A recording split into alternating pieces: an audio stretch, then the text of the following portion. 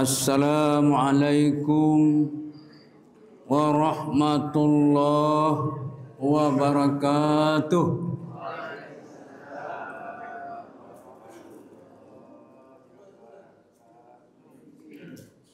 Alhamdulillahillazi ahyana ba'dama amatana wa ilaihin nusyur. Allahumma salli ala Muhammad wa ala ali Muhammad. Yang sama-sama kita hormati bapak-bapak, ibu-ibu, pengurus masjid rahimakumullah. Yang saya hormati bapak ibu jamaah subuh rahimakumullah. Kembali kita bersama-sama bersyukur kepada Allah Subhanahu wa taala dengan mengucapkan alhamdulillahirabbil alamin. Kemudian kita berselawat kepada Rasulullah sallallahu alaihi wasallam. Allahumma shalli ala Muhammad wa ala ali Muhammad. Bapak Ibu jamaah subuh rahimakumullah. Pagi ini kita masuk surat Al-Ghasyiyah.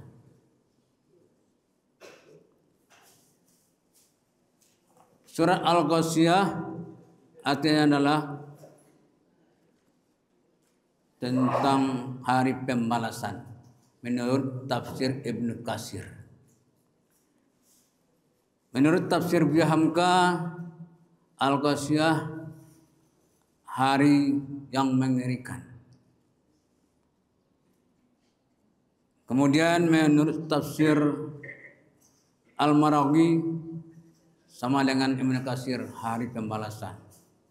Menurut tafsir Jalalain, hari kiamat atau hari yang menutupi.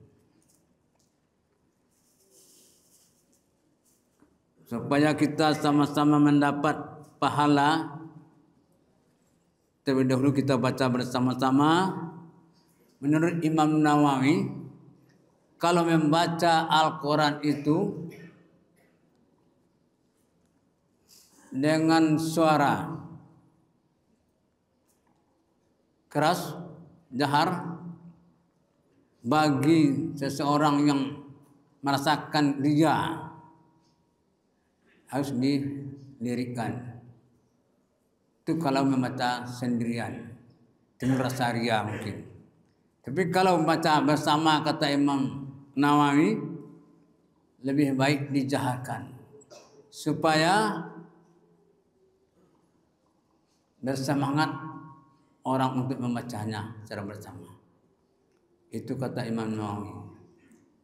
Maka oleh sebab itu mari kita bersama-sama membacakan agar kita mendapat pahala yang jelas pahalanya. Kata Rasulullah, 1 huruf 10 kebaikan.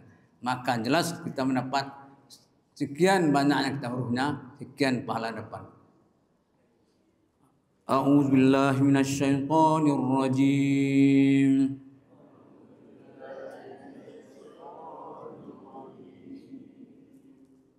Bismillahirrahmanirrahim.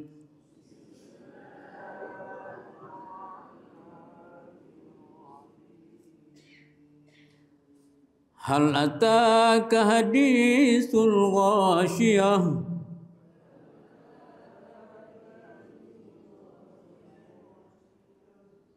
Wujuhun yawma idzin khashi'ah.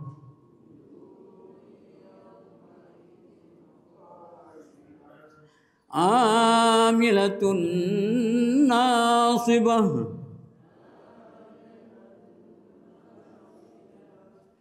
Tasla naran hamiyah.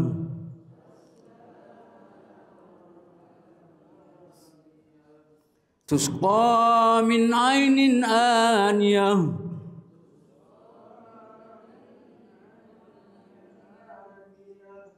Laisa lahum ta'amun illa من ضريع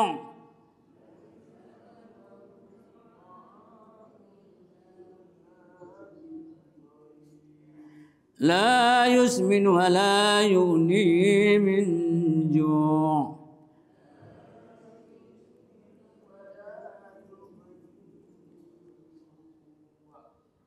صدق الله العظيم.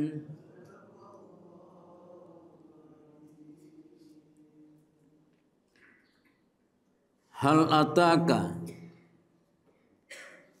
sudahkah telah datang kepada engkau ya Muhammad hadisul ghasyah,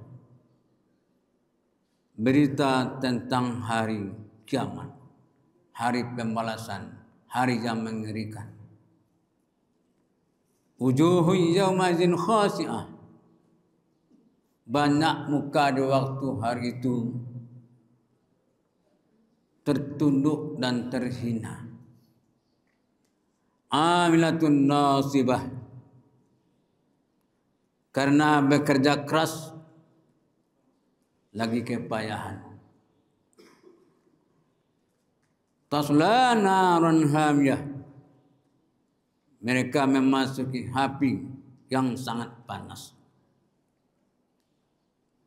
Tusqa min ainin aniyah, diberi makan, diberi minum dari air yang sangat mendidih.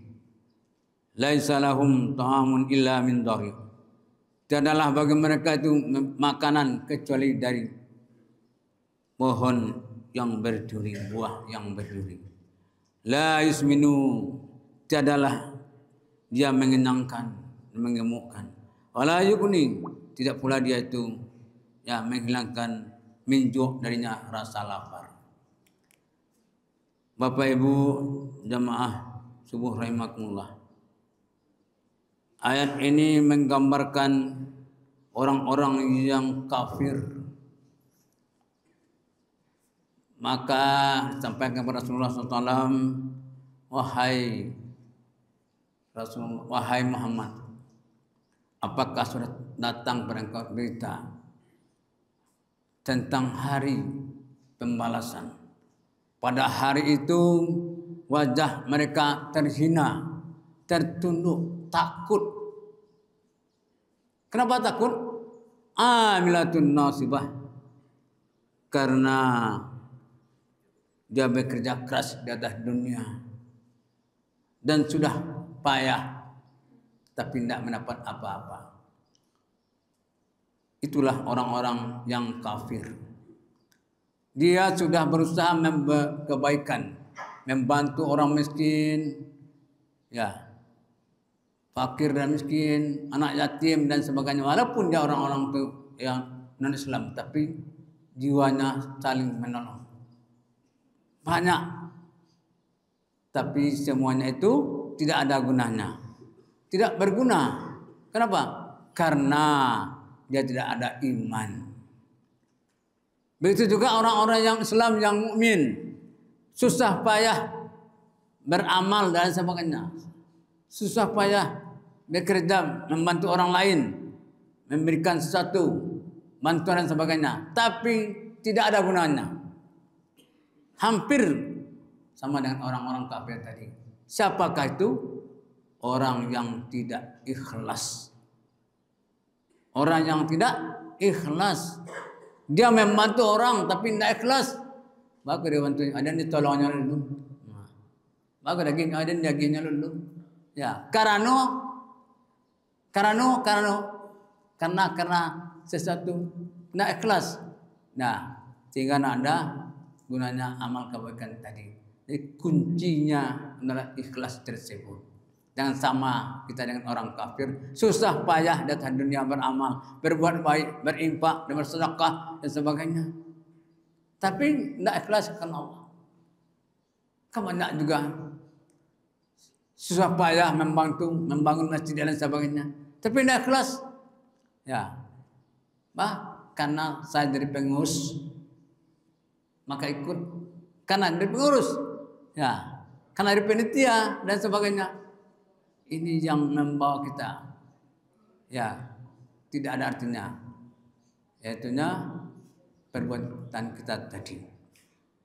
Orang-orang tersebut tasla naran hamiyah, mereka dimasukkan ke dalam api yang sangat panas.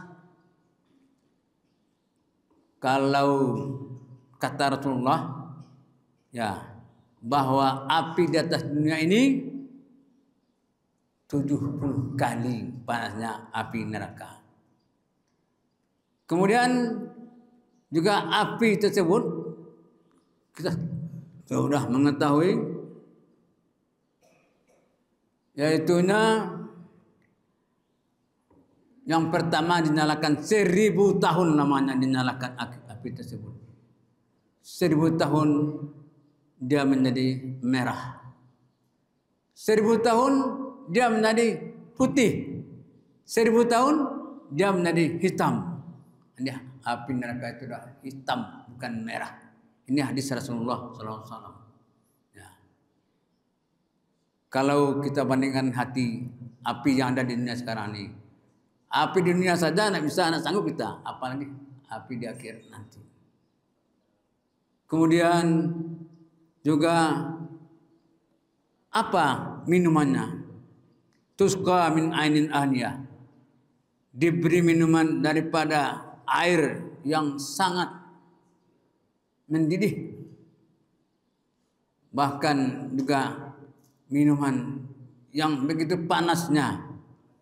Kemudian juga dicantumkan oleh hadis Rasulullah SAW, dia mengatakan bahwa di dalam neraka itu minumannya air yang sangat panas mendidih. Kemudian la yadzuquna fiha bardan wala syaraba illa hamimau wa ghassaka. Mereka tidak merasakan kesejukan dalamnya dan tidak pula mendapat minuman selain air yang mendidih dan nanah. Itulah minuman orang-orang dalam neraka tersebut. Hadis riwayat yaitunya Tirmizi. Kemudian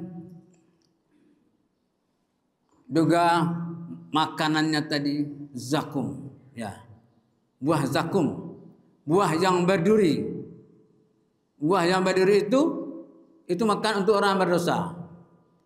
Kemudian jangan buah berduri itulah makan orang-orang yang berdosa nanti dalam neraka tersebut. Bagaimana buah yang berduri itu, buah zakum itu?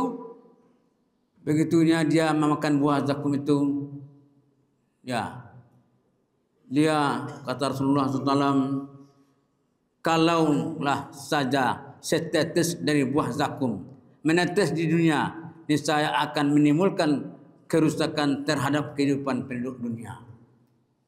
Begitu buah zakum setetes saja menetes merupakan rusak kehidupan di atas dunia ini. Begitulah buah yang dimakan oleh orang-orang yang dalam neraka nantinya. Kaum muslimin dan muslimat jamaah subuh rahimakumullah.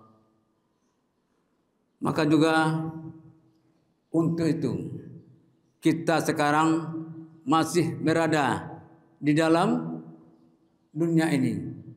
Mari kita sama-sama berusaha. Yang pertama sekali, amal yang ikhlas. Kalau tidak ikhlas, tidak ada artinya, sama dengan orang-orang kafir. Ya, orang yang berbuat tidak ikhlas itu tidak ada artinya, susah payah saja. Kemudian juga ingatlah bahwa kita ini hidup di atas dunia ini akan berakhir di hari pembalasan kita nanti. Agar tidak merasa takut, agar tidak merasa hina, ya jauhilah yaitu dari perbuatan-perbuatan yang menimbulkan dosa. Dan walaupun kita beramal, ini yang penting sekali, ingat Bapak Ibu, kita sering tertipu, manusia sering tertipu, ustadz sering tertipu, ya kaum muslimin sering tertipu. Kenapa? Karena riya. karena menyebut amalan. Inilah perlu diwaspadai Pak Ibu. Ya. Sangat berbahaya riya tersebut. Sama dengan orang-orang kafir jadinya. Tidak ada artinya amal ibadah itu. Oleh sebab itu, mari kita sama-sama berusaha beramal ibadah dengan penuh keikhlasan kan Allah SWT. Kalau ikhlas itu kita tidak akan merasa kecewa. Sedikit pun tidak akan merasa kecewa. Tidak akan merasa sakit hati karena ikhlas tersebut. Ya.